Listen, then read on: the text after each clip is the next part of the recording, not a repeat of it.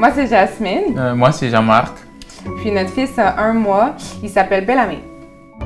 Moi, je me disais que je voulais allaiter. En fait, pour moi, c'était complètement naturel de penser à l'allaitement. Pour moi, c'était clair que si elle allaitait, ça allait être meilleur pour le bébé. Puis c'est ce que moi aussi je voulais.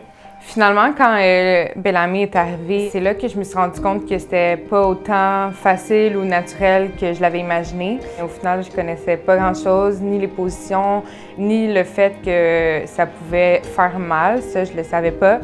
Donc, au début, j'ai eu des ampoules de lait sur mes seins. J'ai eu une mastite. Ce que je trouvais plus difficile, c'est que j'avais l'impression de ne pas être comprise parce que ça fait vraiment mal. Puis des fois, je sais pas, quand on essaie d'exprimer que ça fait mal, je sais pas si les gens réalisent vraiment, en fait, la douleur que ça fait ou comment qu'on peut se sentir.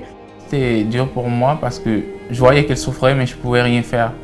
Je me disais dans ma tête, peut-être que je vais lui dire qu'on prenne le biberon pour qu'elle ait moins mal, parce que moi, je voulais pas qu'elle ait mal. Mais finalement, on en a discuté, puis elle a dit, on va persévérer.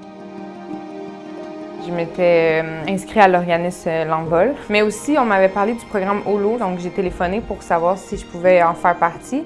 Puis ils m'ont proposé d'avoir une marraine d'allaitement puisque je voulais allaiter. Donc j'ai accepté, puis c'est la marraine qui m'a contactée. Bellamy. Mon bébé. Je pense que c'est important que les femmes sachent que, en fait, l'allaitement, c'est un combat au début, oui, mais que c'est quelque chose de beau qui peut facilement, en fait, être gagné comme combat. Moi, mon fils, il y a 1 mois maintenant, je suis en train de gagner mon combat, puis c'est rendu agréable d'allaiter.